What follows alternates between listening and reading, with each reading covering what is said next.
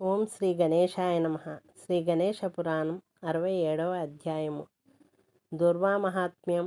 అప్పుడు గణములు ఇంకా ఇలా అన్నారు: ఓ రాజా, ఈ విధంగా కౌండిన్య పత్ని అయిన ఆశ్రయ తనకు కలిగిన సందేహ నివారణకై భర్త అయిన కౌండిన్యముని ఆదేశానుసారం అతడు ఇచ్చిన దుర్వాంకురాన్ని తీసుకుని దాని ఎత్తు బంగారాన్ని దేవేంద్రుని వద్ద నుంచి అర్థిద్దామని ఇంద్రుని వద్దకు చేరుకున్నది. దేవతల ప్రభువైన ఇంద్రునితో ఇలా అన్నది: నా భర్త అయిన కౌండిన్యముని ఆదేశాన్ని అనుసరించి సరిగ్గా ఈ దుర్వాంకురం సమంగా తూగగల బంగారాన్ని నీ నుంచి అర్థించి తీసుకువెళ్ళగోరి వచ్చాను. ఓ మాత, నీ భర్త దుర్వాంకురం ఎత్తు బంగారానికై పంపించినట్లయితే వారి అభిష్టానుసారమే నా శక్తి కొలది ఇచ్చి పంపిస్తాను అని దూతను పిలిచి అతడితో ఆ మునిపత్నిని కుబేరుని వద్దకు తీసుకువెళ్ళి ఈమెకు దుర్వాంకురమునకు సరిపోయినంత బరువు గల బంగారాన్ని నేను ఇమ్మన్నానని నా ఆదేశంగా చెప్పి ఇప్పించు అంటూ ఆదేశించాడు. ఓ రాజా, దేవేంద్రుని ఆజ్ఞను అనుసరించి ఆ దూత ఆమెను కుబేరుని వద్దకు తీసుకుని వెళ్ళి ఇంద్రుని ఆదేశాన్ని వివరించాడు. ఆ కుబేరుడు అందుకు ఎంతో ఆశ్చర్యపడి, మునిదంపతులు దేవతల ప్రభువైన ఇంద్రుడు ఈ విధంగా ఇంత కొంచెం బంగారాన్ని ఎందుకు కోరారు? దుర్వాంకురానికి ఎంత బంగారం తూగుతుంది? అతి స్వల్పమైన బంగారం కోసం ఎంత శ్రమ తీసుకున్నారు అనుకున్నాడు. ఆ దూతలు, ఓ కుబేరా, ఆమె కేవలం అంత ఎత్తు బంగారాన్నే కోరింది. ఆమె పతివ్రతి అయిన కారణం చేత భర్త మాటను జవదాటదు అన్నారు. అప్పుడు కంసాలి వద్ద ఉండేటటువంటి చిన్ని త్రాసును తెప్పించి దానిలో ఒకవైపు బంగారాన్ని, రెండో వైపు దుర్వాంకురమును ఉంచగా దుర్వాంకురమే ఎక్కువ తూగింది. ఇంకా మిగిలినవన్నీ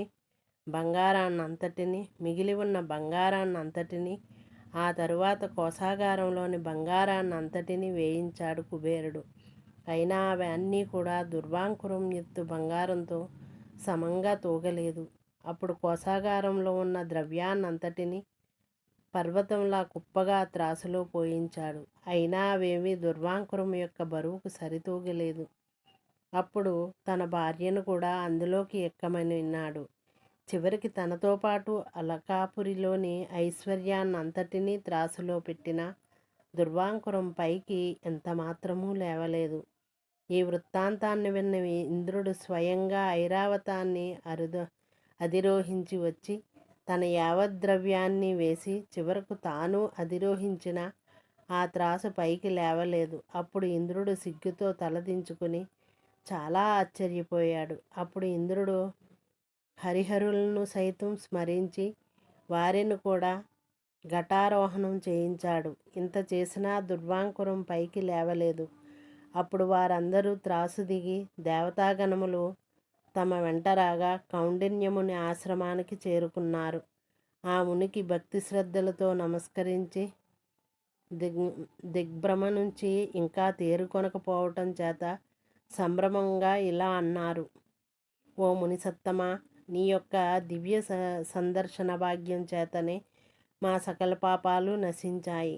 మా పూర్వ పుణ్యవశముననే మాకు నీ వద్ద శుభం ప్రాప్తించునుగాక. మహానుభావ, మీరు తమ భార్య చేత పంపిన దుర్వాంకురము యొక్క మహిమను మేమందరము కనులారా చూశాము. 3 లోకాల సైతం దుర్వాంకురం యొక్క బరువుకు సరితూగలేదు. పైగా అది నీ చేత గజాననుడికి కడుభక్తితో సమర్పించబడటం చేత దాని మహిమ అనంతమైంది. గజాననుడికి ఏకాంత భక్తి సలిపే వారి మహిమను యథార్థంగా తెలుసుకోవటం ఎవరితరమూ కాదు అంటూ ఆ దేవతాగణాలు ముందుగా గజాననుణ్ణి అర్చించి ఆ తరువాత భార్యాసమేతంగా ఆ కౌండిన్యముని పూజించి అతన్ని అనేక రకాల స్తుతించి గానం చేశారు.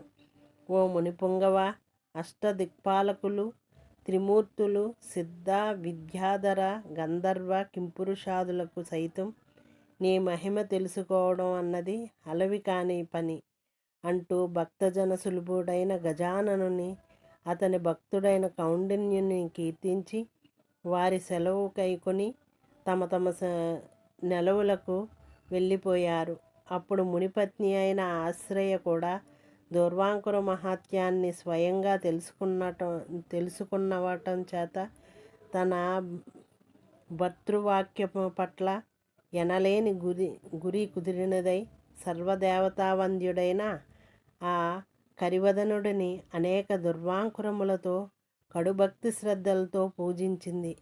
తన భర్త అయిన కౌండిన్యుని చరణకమలాలపై వ్రాలి, ఓ నాదా, దుర్మతినై అత్యంత ప్రతిభావంతమైన తమ సత్యవాక్కు పట్ల విశ్వాసం లేని దానినై ఎంతో అపరాధం కావించాను. కానీ అత్యంత కరుణాంతరంగులైన మీరు నాలో వివేకాన్ని మేలుకొలిపి తగిన అనుభవాన్ని గరిపి నా కళ్ళు తెరిపించారు కనుక అజ్ఞానకృతమైన నా అపరాధాన్ని క్షమించండి, మిమ్మల్ని శరణు వేడుతున్నాను అంటూ ప్రార్థించగా ఆ ముని ఆమెను ఊరడించి స్వాంతనవచనాలతో ఓదార్చాడు. ఆ మర్నాడు ఉదయం ప్రాతకాలాన్నే ఆ దంపతులిద్దరూ దుర్వాంకురములను భక్తితో సేకరించి భక్తజనవత్సలుడైన విఘ్నేశుని శ్రద్ధగా అర్చించారు.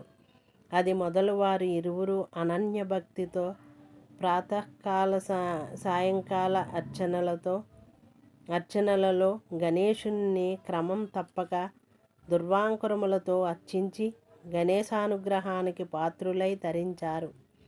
అప్పుడు దూతలిలా అన్నారు, ఓ రాజా, అత్యంత మహిమోపేతమైన దుర్వామహాత్యాన్ని పూర్తిగా వర్ణించటం బ్రహ్మరుద్రాదులకు కూడా సఖ్యము కాని పని. త్రిలోకాలలోని ఐశ్వర్యము కూడా దుర్వావ్రతం పత్రంతో సమానంగా తొలతూగలేదు. దుర్వా అన్న నామోచ్చరణ చేతనే సకల పాపములు నశిస్తాయి. దుర్వాంకురాన్ని స్మరించటం ఆ గజాననుణ్ణి స్మరించటమే అవుతుంది. ఓ రాజా, నీకై చింతామణి క్షేత్రం యొక్క మహిమను, దుర్వాంకుర మహాత్యమును వివరించాము. దీనిని వినటం, కీర్తించటం, ధ్యానించటం వలన సర్వకామ్యసిద్ధి, ముక్తి రెండూ లభిస్తాయి. ఈ కారణం చేతనే ఆ చండాలికి గానుగకు కట్టివేయబడిన ఎద్దుకు, కంచరగాడిదకు కూడా గణేశుని దివ్యానుగ్రహ ప్రభావం చేత దివ్య విమానములు పంపించబడ్డాయి. ఆ ఎద్దు కంచరగాడిదల ముఖముల నుండి దుర్వాపత్రములు ఆ వినాయకుని పైన పడినాయి. ఆ చండాలి తన చలి బాధ తీర్చుకోగోరి దుర్వాంకురముల వెంట తెచ్చుకొనగా ప్రబలమైన గాలి వీచి కొన్ని దుర్వాంకురములు ఆమె చేతినున్న దుర్వాపత్రములు విఘ్నేశునిపై పడేసింది. దుర్వాంకుర అర్చన విఘ్నేశ్వరునికి అత్యంత ప్రీతిపాత్రమైనందువల్ల ఆ ముగ్గురి కల్మషాన్ని తొలగించి వారిని పాపరహితులుగా చేసి వారిపై తన దివ్యానుగ్రహాన్ని వర్షించి తన నిజలోకాలకి తీసుకుని వెళ్ళాడు. దుర్వాగంధం సోకగానే గజాననుడు సంతుష్టుడవుతాడు. ఇక భక్తి పురస్సరంగా అతడి మస్తకమున దుర్వాంకుర సమర్పణ చేస్తే వేరుగా చెప్పాలా అంటూ ముగించారు. ఆ వృత్తాంతాన్ని వినిపిస్తున్న బ్రహ్మ ఇలా కొనసాగించాడు. ఆ విధంగా దూతల వల్ల మహాత్మ్యాన్ని విన్న రాజు సపరివారంగా స్నాన సంధ్యాదులొనర్చి భక్తజనమందారుడైన విఘ్నపతిని దుర్వాంకురములతో భక్తి ప్రపత్తులతో పూజించాడు. ఆ పుణ్యప్రభావం చేత వారందరూ దివ్యమైన పుణ్య శరీరాలను ధరించి అమితమైన తేజస్సుతో ప్రకాశిస్తూ దివ్యమైన ఆభరణాదులను ధరించి దివ్య విమానారూఢులై వైనాయక లోకాన్ని చేరారు. అప్పుడు పురజనులు సైతం అదే విధంగా చేసి ఐహిక భోగాలను ఆ తరువాత గణేశధామాన్ని పొందారు. కనుక ఓ రాజా, గణేశుని నిజభక్తులైన వారు ఆ దేవదేవుని దుర్వాంకురములతో తప్పక పూజించాలి. అలా దుర్వార్చన చేస్తున్న దుర్వార్పణ చేస్తున్న భక్తులను చూసినప్పటికీ సకల పాపములు దుర్వాకురములతో తప్పక పూజించాలి. అలా దుర్వార్చన చేస్తున్న భక్తులను చూసినప్పటికీ సకల పాపములు తొలగి పరిశుద్ధులవుతారు. పెక్కు దుర్వాంకురములు లభించినట్లయితే కనీసం ఒక్క దుర్వాంకురాన్నైనా సరే సమర్పించి పూజించాలి.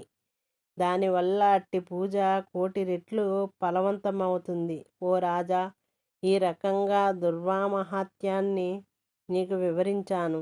ఈ దుర్వామహాత్యాన్ని వినటం వల్ల కూడా సర్వపాపక్షయం అవుతుంది. ఇది దుష్టులకు వినిపించరాదు.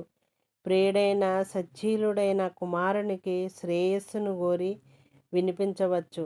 అప్పుడు ఇంద్రుడు ఇలా అన్నాడు. ఇలా బ్రహ్మ నుంచి అత్యుత్తమమైన ఈ ఆఖ్యానాన్ని విని కృతవీర్యుడు చాలా సంతోషించి బ్రహ్మను అనేక విధముల కీర్తించి తన స్వస్థానానికి ఆయన వద్ద సెలవు పుచ్చుకుని ఆశ్చర్యచకితుడై వెడలిపోయాడు. ఇది శ్రీ గణేశ పురాణం ఉపాసనాఖండంలోని దుర్వామహాత్మ్యం అనే 67వ అధ్యాయం సంపూర్ణం. ఓం శ్రీ గణేశాయ నమః.